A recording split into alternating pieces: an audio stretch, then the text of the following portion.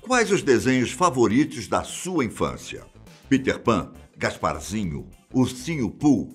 Muitos de nós crescemos tendo em mente que esses personagens possuem apenas uma origem e que, na maioria das vezes, as histórias deles terminam com um final feliz. E se eu te contar que muitos possuem origens sombrias, nada inocentes, envolvendo até mesmo mortes e vinganças? Meu nome é Ivan Lima e aqui você confere os passados conturbados dos desenhos que você cresceu assistindo. Pinóquio. Você conhece, certo? Bom, desde pequenos ouvimos a história do personagem, quase como um alerta de que não vale a pena contar mentiras. Só que o livro, publicado por Carlo Collodi no ano de 1883, não tem o mesmo caminho do filme da Disney.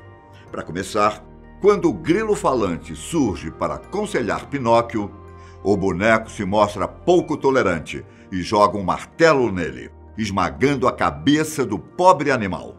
Sem sentir remorso, Pinóquio acaba queimando os pés, tempos depois, por dormir com eles em cima de uma espécie de fogão. Acaba que Gepeto logo constrói novos pés para ele. Por ser arrogante, Pinóquio acaba fazendo escolhas duvidosas e chega a ser enforcado em uma árvore.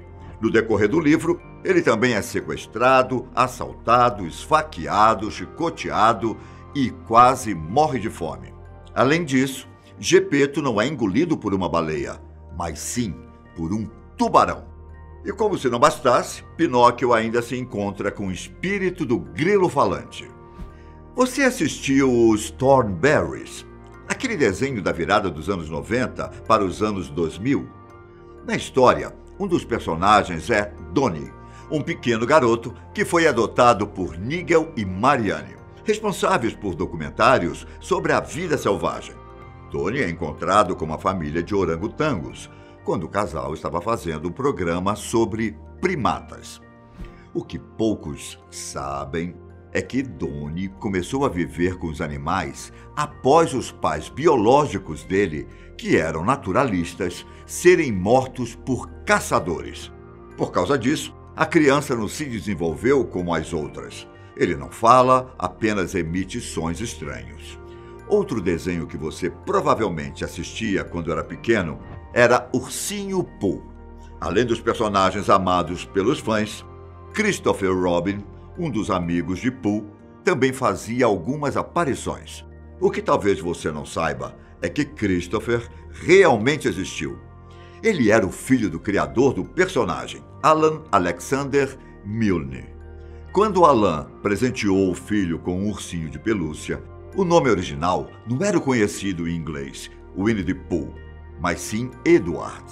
O nome Winnie só foi escolhido durante um passeio ao zoológico, por causa de um urso de lá que tinha o mesmo nome. O tempo passou e Christopher ganhou todas as pelúcias do universo fantástico que o pai havia criado. Inclusive, várias histórias tiveram como base as próprias brincadeiras do filho com os bonecos. Por conta de sua relação com Pooh e da fama crescente das histórias do pai, Christopher acabou sofrendo bullying na escola e desenvolveu uma baixa autoestima. Christopher também não teve tranquilidade quando se tornou adulto, visto que tudo o que ele passou na infância fez com que ele se sentisse explorado pelo pai. Acabou que toda a história do Pooh gerou uma separação entre os membros da família. Nos últimos anos de vida de sua mãe, Christopher estava afastado dela. Direto da mitologia grega, o herói Hércules acabou se tornando um personagem animado. Só que, assim como outros nomes da mesma mitologia, a verdadeira história dele tem alguns momentos conturbados. Hércules veio ao mundo quando Zeus se disfarçou de homem e acabou dormindo com uma mulher, como se fosse o marido dela. Dessa relação surgiu o herói que conhecemos. Na mitologia, Hércules possui alguns desvios de conduta, como quando ele matou o próprio professor de música com uma lira, após o homem tentar puni-lo fisicamente. Vale lembrar que o herói é famoso por sua incrível força. Já na época em que estava adulto, a deusa Hera foi responsável por causar nele um ataque de fúria, que acabou culminando na morte da esposa dele, Mégara, e dos seus 3 filhos. O Gasparzinho é outro que também tem uma origem estranha. Existem algumas informações de que ele teria surgido de pais fantasmas, se é que podemos chamar dessa forma, o que o deixaria preso com o objetivo de assombrar a Terra para sempre. Um trabalho que, diga-se de passagem, ele é contra, visto que prefere fazer amizade com as pessoas. Triste por sua situação, Gasparzinho até tentou cometer suicídio certa vez, se esquecendo de que era um fantasma. Em 1995, o filme Gasparzinho, o Fantasminha Camarada, conta outra origem, em que o personagem morreu quando criança, vítima de pneumonia, e acabou retornando para sua casa como um fantasma. Até mesmo Peter Pan não escapa da lista dos que têm origens complicadas. Para começar, uma história afirma que o próprio criador do personagem, J.M. Barrie, chegou a dizer que ele teria um lado diabólico. O autor se baseou no irmão mais velho para criar Peter, pois ele havia falecido de maneira trágica em um acidente, quando tinha 13 anos, e não teve a oportunidade de ficar mais velho. Além dele, outras 5 crianças também serviram de inspiração para as histórias, todos membros da família Llewellyn Davis. Barrie se tornou figura constante na casa da família, se inspirando até mesmo no nome de um deles, Peter, para criar o protagonista de suas histórias. Tempos depois, o autor acabaria ajudando-os financeiramente após a morte do pai da família. 3 anos mais tarde, a mãe das crianças também viria a falecer.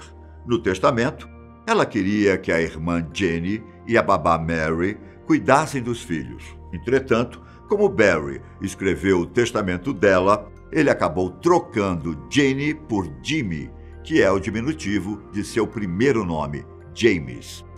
Algumas polêmicas chegaram a sugerir que Barrie era pedófilo por causa disso, o que acabou sendo negado por uma das crianças. Como se não bastasse, um deles morreu afogado e outro foi morto em uma ação durante a Primeira Guerra Mundial.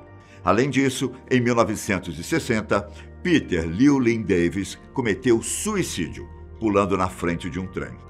Já na história, existem análises que afirmam que Peter Pan mata ou expulsa as crianças da Terra do nunca, quando ficam mais velhas. Ele também passaria seu tempo fazendo túmulos para crianças que se perderam à noite. No caso das tartarugas ninjas, muitas produções, desde desenhos e filmes, abordaram o surgimento dos personagens. Fato é que as tartarugas são treinadas como ninjas pelo mestre Splinter, um rato mutante que as adota e até escolhe nomes de pintores famosos para as 4: Michelangelo, Rafael, Donatello e Leonardo. A diferença é que na história original, Splinter possui um passado, digamos, sombrio. Veja, ele nem sempre teve aquela aparência. O mestre das tartarugas era um rato doméstico comum, com uma característica que o diferenciava dos outros. Ele era bastante inteligente. De tanto observar seu dono, o ninja Hamato Yoshi, ele acabou assimilando algumas habilidades de artes marciais. Após Hamato ser morto por Oroku Saki, o homem que mais tarde se tornaria o Destruidor, o pequeno rato foge e precisa se esconder nos esgotos, onde sofre a mutação. Um dos motivos para ele treinar as tartarugas é para que elas o ajudem a se vingar do Destruidor, o que acaba acontecendo certa vez. Talvez você esteja imaginando que nenhuma outra origem de desenho animado te surpreenda, mas eu aposto que a história original da Pequena Sereia vai fazer você mudar de ideia. O conto original de Hans Christian Andersen, do século XIX, mostra que a Pequena Sereia não está interessada apenas no príncipe que ela salvou. Em uma conversa com a avó, ela descobre que os humanos possuem almas eternas, que continuam vivendo no céu mesmo depois da morte aqui no mundo. ao contrário das sereias que viram espumas do mar. Como ela também estava interessada em se casar com um príncipe, a pequena sereia foi até a bruxa do mar e pediu uma poção para se tornar humana em troca da voz. Só que a bruxa não tira simplesmente a voz dela, mas sim arranca também a língua. O acordo foi feito, mas com uma série de pormenores assustadores. Primeiro que, para conseguir sua desejada alma, ela precisaria encontrar o beijo do amor verdadeiro e se casar com a pessoa. Caso ela não conseguisse se casar com o príncipe, a sereia morreria tragicamente. Em segundo lugar, ao beber a poção, ela sentiria como se 1000 espadas estivessem atravessando o corpo dela. E mesmo quando ela se recuperasse e resolvesse dançar com o marido, a pequena sereia sentiria uma dor constante. Como o plano dá errado, ela decide aguardar a morte. Só que a bruxa manda suas irmãs para avisarem que se ela matasse o príncipe, poderia retornar para casa e o sofrimento acabaria. Sem coragem para fazer isso, a sereia acaba morrendo. Mas, para a surpresa de todos, ela se transforma em uma espécie de espírito, capaz de ganhar uma alma eterna. Porém, com uma condição: ela precisaria fazer boas ações por 300 anos para alcançar o céu. Qual versão você prefere? Gostaria de saber a verdadeira origem de outros personagens? Comente aqui embaixo e até a próxima. Um grande abraço. Tchau!